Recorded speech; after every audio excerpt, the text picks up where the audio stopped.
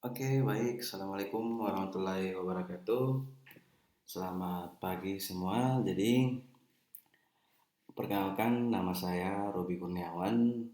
Jadi, pada pertemuan kali ini atau pada video kali ini, saya akan menggantikan Pak Iksan sementara untuk mata kuliah pemrograman basis data. Nah, di semester sebelumnya kan ini sudah pernah dibahas, di mana pada mata kuliah sistem basis data yang menjelaskan tentang teori-teori bagaimana basis data itu, apa itu relasi, apa itu normalisasi, dan sebagainya. Tapi untuk pertemuan kali ini, untuk mata kuliah ini kita akan lebih membahas bagaimana teknis dari proses pembuatan basis data itu. Nah, jadi baik, saya langsung saja. Nah, di sini karena sebelum kita memasuki praktikum langsung dengan teknis, saya akan melakukan review kembali pada semester sebelumnya. Mungkin ada teman-teman yang atau adik-adik semua yang eh, lupa atau mungkin sudah tidak ingat yang materi semester sebelumnya. Jadi untuk khusus pertemuan hari ini kita khusus hanya melakukan review materi. Jadi review materi tentang teori-teori dan bagaimana proses pembuatan basis data tersebut. Oke, kita langsung saja di bagian.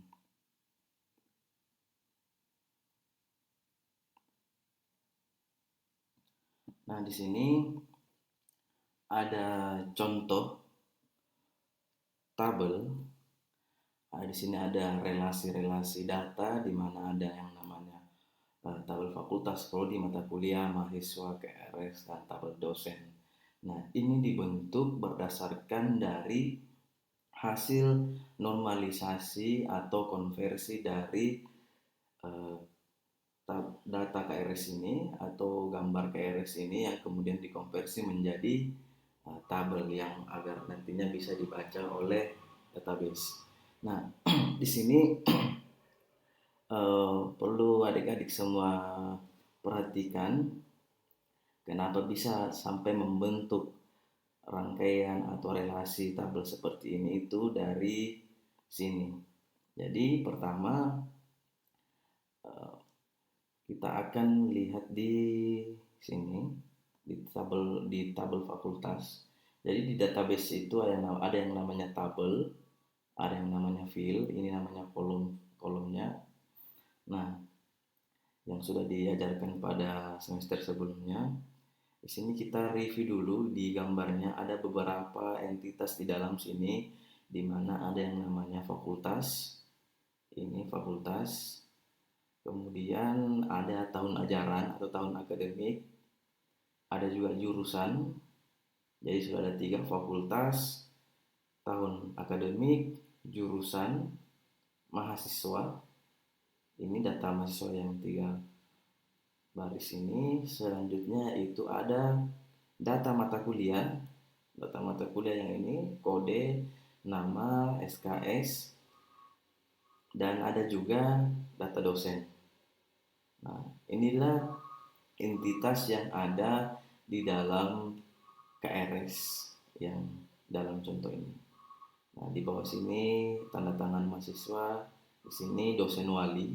Jadi setiap mahasiswa kan itu punya dosen wali atau dosen PA, KRS-nya yang akan disetujui oleh dosen PA.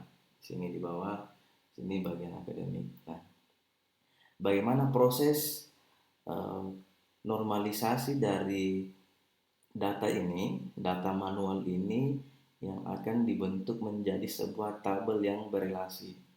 Nah, pertama kita lihat dulu di fakultas. Jadi ini entitas pertama yaitu fakultas. Kita bentuk di sini tabel fakultas. Di dalam tabel fakultas ada yang namanya ID fakultas dan nama fakultas. ID fakultas ini adalah key atau primary key. Jadi bisa dilihat di sini keterangan pada PK. PK ini adalah primary key atau kunci utama atau kode unik yang membedakan dengan data-data lainnya. Karena misalnya ini kan di Fakultas Hukum. Jadi Fakultas Hukum ini punya ID, anggaplah ID-nya 1. Sospol juga punya ID, ID-nya 2, teknik ID-nya 3, dan seterusnya. Seperti itu. Nah, lanjut kemudian di prodi, di entitas prodi. Nah, di prodi ini ada 3 field atau kolom. Yang pertama yaitu ID prodi, kemudian nama prodi, dan fakultas ID. Nah, di sini perlu diperhatikan juga ID prodi inilah yang menjadi primary key atau kunci utama di dalam tabelnya. ID inilah yang akan membedakan dengan prodi-prodi lainnya. Jadi di contoh di sini dia ada di Fakultas Hukum. ID 1 misalnya namanya hukum, prodi hukum, dan fakultasnya ini kita ambil dari sini ID fakultas, masuk ke sini menjadi fakultas ID. Nah, FK ini apa bedanya FK dengan PK? Yaitu primary key, yang ini primary key ini foreign key atau kunci tamu. Kunci tamu yang dimaksud di sini yaitu agar tabel prodi dan tabel fakultas ini bisa berelasi, di mana field yang merelasikan yaitu adalah fakultas ID. Sebelumnya di sini primary key, tetapi ketika kita letakkan atau kita buatkan relasi dengan prodi, maka dia membentuk menjadi foreign key. Dia misalnya ini kan prodi yang menjadi tuan rumah. Nah, yang menjadi tamu yaitu fakultas ID, foreign key atau kunci tamu. Seperti itu. Nah, selanjutnya yang entitas selanjutnya yaitu mata kuliah. Di mata kuliah ini ada kode mata kuliah, yang ini ada juga nama mata kuliah. Di sini kita lihat nama mata kuliah, SKS.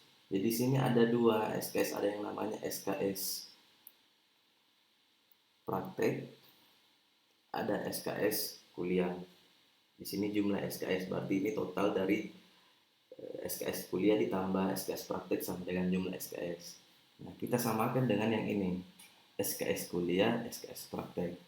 Nah, mata kuliah ini juga harus kita spesifikkan bahwa mata kuliah ini berasal dari prodi mana. Misalnya ini filsafat hukum. Nah, filsafat hukum kan sudah pasti ini ada di prodi hukum. Makanya kita masukkan di sini menjadi FK foreign key agar kita kenali bahwa mata kuliah yang ada di sini itu berasal dari prodi ini misalnya. Nah, kalaupun misalnya kita di informatika, anggaplah algoritma dan pemrograman, prodi ID-nya berapa? Nah, itu sudah pasti berbeda dengan ID prodi yang di hukum. Itulah yang membedakan mata kuliah ini dengan mata kuliah di prodi lain, yaitu dengan adanya relasi prodi ID dengan case foreign key atau kunci tamu, dan primary key-nya itu adalah kode mata kuliah. Jadi perlu diperhatikan di sini bahwa kode mata kuliah di sini tidak ada yang sama, karena inilah kunci utama atau kode unik yang membedakan mata kuliah satu dengan mata kuliah lainnya di tabel mata kuliah. Sini sampai sini. Nah, beginilah cara membedah data manual yang akan dikonversi menjadi database. Nah, setelah itu di mata kuliah kita lanjut ke data mahasiswa. Ini di tabel mahasiswa. Jadi ada beberapa field atau kolom yang ada di tabel mahasiswa. Jadi bagaimana cara melihat? Kita lihat saja di sini. Ada NIM, ini sebagai kode unik. Jadi adik-adik semua pasti tidak ada NIM-nya yang sama, karena NIM inilah yang membedakan dengan mahasiswa lainnya. Bisa saja ada mahasiswa yang sama, misalnya ini Ida Ayu Niluastika, bisa saja ada nama yang persis sama, tetapi NIM-nya ini tidak akan pernah sama karena NIM adalah kode unik atau kunci utama dari suatu data, khususnya di data mahasiswa. Nah, di sini juga ada beberapa field di mana ada NIM, nama mahasiswa, alamat. Nah, di sini saya tambahkan NIM, nama mahasiswa, alamat. Kenapa ada prodi ID? Ini agar diketahui bahwa mahasiswa ini berasal dari prodi mana. Jadi bukan nama prodi yang dimasukkan ke sini, tapi ID prodinya. Inilah fungsi normalisasi agar data ini bisa lebih efektif dan lebih cepat diproses karena hanya memanggil ID. Karena ID inilah yang bisa diwakilkan. Nama prodi ini bisa diwakilkan di sini dengan memanggil ID-nya. Begitupun juga dengan fakultas. Di fakultas ini kita masukkan ID-nya supaya mahasiswa kita tahu bahwa ini berasal dari fakultas mana. Nah, terakhir di bawah sini ada dosen wali ID. Nah, setiap mahasiswa kan itu masing-masing punya dosen wali atau dosen PA istilahnya. Nah, dosen PA inilah yang diambil datanya di tabel dosen. Nah, tabel dosen ini isinya yang ada di sini. Di kolom dosen, Kustanto, Dr. Hoje, Ahmad, Arya Lagita, Dr. Minto. Data-data dosen inilah yang masuk ke sini di tabel dosen, nama dosen. Nah, ini yang tadi masuk ID inilah yang mewakili mahasiswa masuk ke sini. Jadi dosen wali ini dari ID ini dipanggil masuk ke sini menjadi foreign key ataupun citamu untuk dipanggil data-data dosennya. Nah, fungsinya di mana? Kita lihat di bagian sini. Di sini ada mengetahui atau menyetujui kebenaran dosen wali, kebenarannya. Diverifikasi oleh dosen walinya. Jadi ini sudah pasti Ida Ayun ini sudah pasti ada dosen walinya. Makanya kita masukkan ke dalam sini. Nah, selanjutnya yaitu di KRS. Nah, inilah istilah umumnya kita sebut dengan tabel transaksi, di mana disinilah berkumpul proses transaksi dari beberapa data atau tabel. Di tabel transaksi ini kita akan panggil NIM. Atas nama siapa? Kita panggil saja NIM-nya karena nama alamat ini sudah mewakili NIM. Selanjutnya, mahasiswa ini dia memprogramkan mata kuliah apa. Nah, jadi kita tidak memanggil mata kuliahnya seperti ini namanya, tapi kita hanya memanggil kodenya saja. Karena nama ini, kode ini telah diwakili oleh nama SKS dan lain-lain. Jadi kita panggil masuk ke sini di kode mata kuliah. Selanjutnya itu dosen ID FK atau Foreign Key.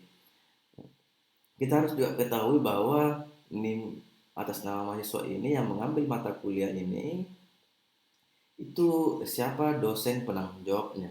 Jadi kita harus tahu setiap mata kuliah itu punya dosen penanggung jawab. Sini, jadi kita memanggil dosennya, ID-nya saja. Nama, jenis kelamin, dan alamat itu telah mewakili ID dosen. Selanjutnya itu tahun ajaran. Nah, setiap tahun ajaran ini kan berubah. Setiap kita mengurus KRS, tahun ajarannya kan berubah. Nah, inilah juga yang membedakan. Di sini kita ambil di tahun akademik, kita kasih masuk di tabel KRS. Terus selanjutnya ada tanggal submit. Di sini tanggal submit kita ambil di sini di Kediri. Jadi kita memang betul-betul bedah data KRS manual ini. Ini tanggal submitnya, dia tanggal mengajukannya 14 April 2016. Nah, selanjutnya itu verifikasi dosen wali. Nah, ini tanda tangannya di sini. Jika dia telah memverifikasi, jika dia telah menandatangani, berarti itu dianggap telah diverifikasi. Selanjutnya di bawahnya itu verifikasi fakultas. Verifikasi fakultas di sini yang itu di bagian sini kita ambil telah diterima dan untuk diprogramkan di bagian fakultas. Setelah ditandatangani, otomatis nantinya di sistem basis data ini akan merekam bahwa ini telah diverifikasi oleh dosen wali dan juga telah diverifikasi oleh bagian fakultas. Oke, untuk review sederhana ini kita akan lanjut ke step kedua, yaitu proses normalisasi.